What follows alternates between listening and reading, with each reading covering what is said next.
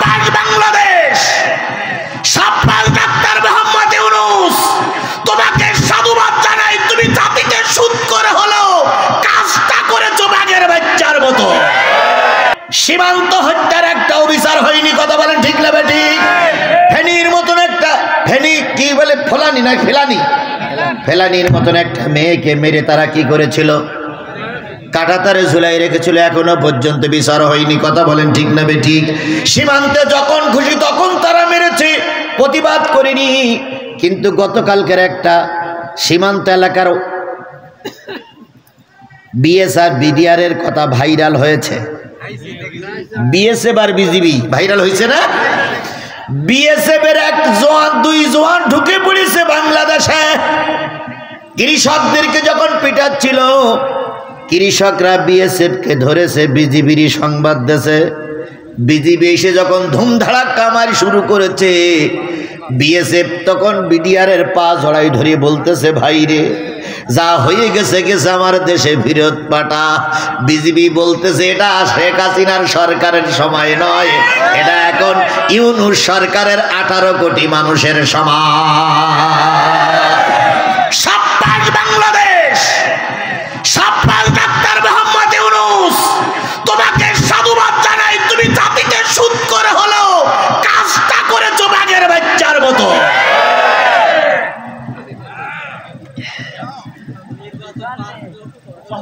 নির্বাচনের দরকার নেই ভাই, এখন কিসের নির্বাচন? কিসের নির্বাচন? আপনারা নির্বাচনের কোন কাজ করেছেন তাই নির্বাচন চান? বাংলাদেশ জামাত ইসলাম 16 বছর আন্দোলন করে শেখ হাসিনারে নামাতে পারিনি। বিএনপি 16 বছর আন্দোলন করে শেখ হাসিনার একটা চুলও সিটতে পারিনি। এখন বিএনপি আর জামাত নির্বাচন চাইলেই নির্বাচন হবে না। নির্বাচন জনগণ যখন চাবে তখন নির্বাচন হবে, কারণ জনগণ শেখ হাসিনারে লাথি মেরে দাঁড়িয়েছে। জনগণের হাতে ক্ষমতা, জনগণ যখন চাবে তখন নির্বাচন হবে। বিএনপি চাইলেই নির্বাচন হবে না। বিএনপি বলে না, জামাত বলে না, জাতীয় পার্টি বলে না, যেই পার্টি বলে না, এখন নির্বাচন দাও, নির্বাচন দাও, যত করে খাতি পারে। ওসব খাওয়া দাওয়া শেষ, আগে দেশ গঠন হবে, তারপরে নির্বাচন। আচ্ছা বলুন তো, বিএনপির ভাইরা যারা আছেন জমাইতে, বিএনপির ভাইরা যারা আছেন, জমাইতে ভাইরা যারা আছেন, তাদের কাছে আমার দাবি, যদি শেখ হাসিনা সরকার না যেত তাহলে তো আপনাদের এখনো তো 3-4 বছর বেশ থাকছে না ভাই? হ্যাঁ, ওরে কেস পরে, কেসের দরকার নেই। আগে বলি 7ই জানুয়ারি 24 সালে নির্বাচন হয়েছে না? তাহলে 7ই জানুয়ারি আবার 25, 26, 27, 28, 29 সালে যে নির্বাচন হওয়ার কথা ছিল। যদি শেখ হাসিনা না যেত, আপনারা শেখ হাসিনা তাড়াতে পারেন নাই। আপনারা ভোট ভোট ভোট ভোট করেন কেন? আপনারা 29 সাল পর্যন্ত বসে থাকেন। কয় সাল? এই 29 সাল পর্যন্ত বসে থাকবে না, তারপরে যেই ভোট যাবে।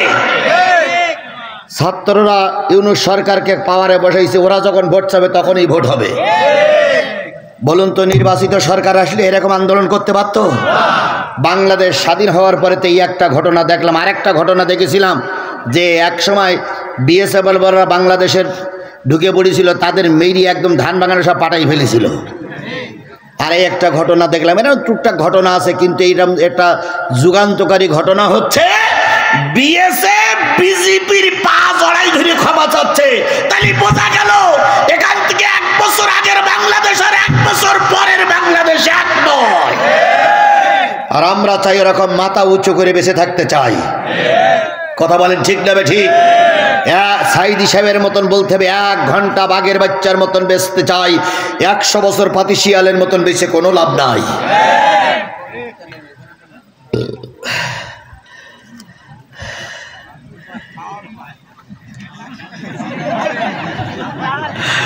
চিন্তার কোনো কারণ নেই ভাই। আপনারা আমার যারা আওয়ামী লীগ সরকার থাকা অবস্থায় শুনেছেন, তারাই বুঝবেন যে আমি কোন লোকের লোক।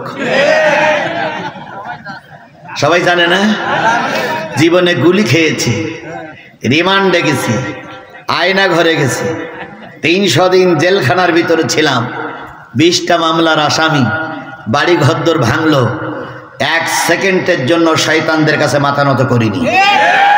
আর এখন তো মাথা নত করার প্রশ্নই ওঠে না। কারণ এখন এখানে যারা আছে সব জামাত বিএনপির লোক, কথা বলেন ঠিক না ঠিক? সব ছাত্র দল ছাত্র শিবিরের পোলাপান, কথা বলেন, তাহলে সব আমার দলের লোক, সুতরাং এখন মাথা নষ্ট করবো কেন? যে জিনিসটা বলতেছিলাম সেটা হলো মাথা নত করবো কার কাছে? যদি মাথা নত আল্লাহর কাছে হয়, আর তুমি যদি একাও হও, ময়দানে দাঁড়িয়ে যাও, বাতিলেরা তোমার কাছে মাথা নত, বাতিলেরা তোমার দেখে পালিয়ে যাবে। আর তুমি যদি নত জানু হও, বাতিলেরা তোমার ঘাড়ের পরে বসে ধিন ধিন ধিন ধিন করে নাচবে। তাহলে রুকু করতে হবে কার জন্য? আরো জোরে বলেন, রুকু করবেন কার জন্য? রুকু মানে ঝুঁকে যাওয়া, রুকু মানে মাথা নিচু করে যাওয়া। আজকে ডাক্তার মোহাম্মদ ইউনূসের প্রশংসা করি। এবার সবচেয়ে ভালো সংস্কারক ছিলেন আমার আল্লামা দেলাওয়ার হোসেন সাঈদী, কথা বলেন ঠিক না ঠিক? জাতীয় সংসদের 300 আসন, কত? এই 300 আসন আওয়ামী লীগ ক্ষমতায়। বাংলাদেশ জামাত ইসলামী আমাদের প্রিয় সংগঠন, আমাদের মাথার তাজ। 3টা এমপি তখন জাতীয় সংসদে। এই জাতীয় সংসদের 3 জন এমপির ভিতরে আল্লামা সাঈদীও ছিলেন তার ভিতরে একজন। হঠাৎ করে তিনি খেয়াল করলেন যত এমপি জাতীয় সংসদে ঢোকে সব মাথাটা নিচু করে, রুকু করে স্পিকারের উদ্দেশ্যে, মাথা নিচু করে স্পিকারের জন্য। আল্লামা সাঈদী চিন্তা করলেন, আল্লাহ সূরা হজে বললেন অরকাউ, রুকু করো আল্লাহর জন্য। সুতরাং আমি একজন মুসলমান, কোন মানুষের কাছে মাথা নত হবে না। আরে বাবা, লোক বেশি লাগে না, একজনই যথেষ্ট। একজন লোক যদি ময়দানে সঠিক পথে নামে, খোদার কসম জনগণ তাদের পিছনে সাপোর্ট না করলেও আল্লাহ সাপোর্ট করে।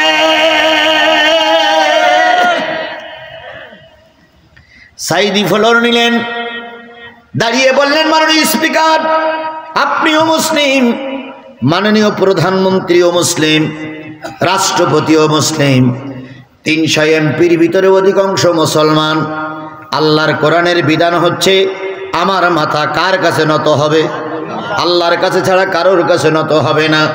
অথচ আমরা লক্ষ্য করছি আপনাকে দেখে আমরা সবাই যখন ঢুকি মাথাটা নিচু করে ঢুকি।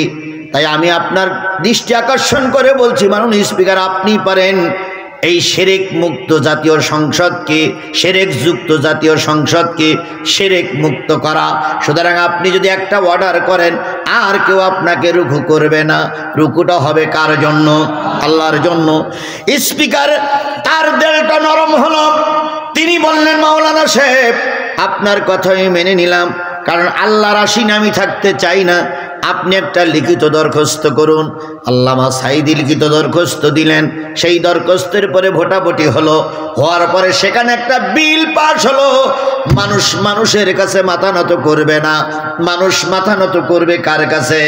সেই যে বিলটা পাস হলো, কত সরকার আসলো, কত সরকার গেল, কতজন বক্তৃতা করলো, কত হুজুররা কত ভুল ধরলো, কিন্তু ওই যে জাতীয় সংসদ শিরক যুক্ত থেকে শিরক মুক্ত হলো, সেই অবস্থায় আজও আছে। আল্লামা সাঈদীর কোন আমল যদি আল্লাহ কবুল না করে, শুধু একটা আমল যদি আল্লামা সাঈদীর আল্লাহ কবুল করে, সেটা হলো জাতীয় সংসদকে তিনি শিরক মুক্ত করে গেছেন। ওই একটা আমলে আল্লাহ পাক তারে নাজাত দিয়ে দিতে পারে। বাংলাদেশের শহীদ প্রেসিডেন্ট জিয়াউর রহমান লোকটি কেমন ছিলেন আমি ছোট ছিলাম, ভালো জানি না, তবে যতটুকু জেনেছি ভালোই জেনেছি, খারাপ তার বিরুদ্ধে আমি তেমন কিছু জানি না। তার যদি কোনো আমল কবুল না হয়, একটা আমলের বিনিময়ে আল্লাহ পাক তার জান্নাত দিয়ে দিতে পারে। সেটা হলো শহীদ প্রেসিডেন্ট জিয়াউর রহমান হজ করতে যেয়ে দেখেছিলেন আরাফাতের ময়দান ধুধু করছে, গোটা মক্কা গোটা মক্কা গোটা মদিনায় গাছ নাই, শুধু বালু আর বালু। শহীদ প্রেসিডেন্ট জিয়াউর রহমান চিন্তা করেছিলেন, আমি যদি কিছু নিম গাছের চারা যদি আরাফাতের ময়দানে লাগাইয়ে যায়, কোটি কোটি মানুষ, লক্ষ লক্ষ মানুষ হজ করতে আসবে, আর এই আমার এই গাছের ছায়ায় যদি তারা একটু বেশি বিশ্রাম করতে পারে, হয়তো আমার কল্যাণের ওসিলা হয়ে যাবে। তাই তিনি বাংলাদেশের বিমানে করে করে নিম গাছের চারা নিয়ে গেছিলেন, মাটি দিয়ে পানি দিয়ে সেখানে হাজার হাজার নিম গাছ লাগিয়েছে। ও আমার জাতি, ও আমার বাংলাদেশের ভাইরা, শহীদ প্রেসিডেন্ট জিয়াউর রহমানের কোন আমল যদি আল্লাহ কবুল না করে, একটা গাছ লাগানোর ওসিলায় হয়তো আল্লাহ তারে কবুল করে নিতে পারে। আর আমার কা বঙ্গবল্টুর কি আছে? বঙ্গবল্টুর আছে শুধু ভাষণ।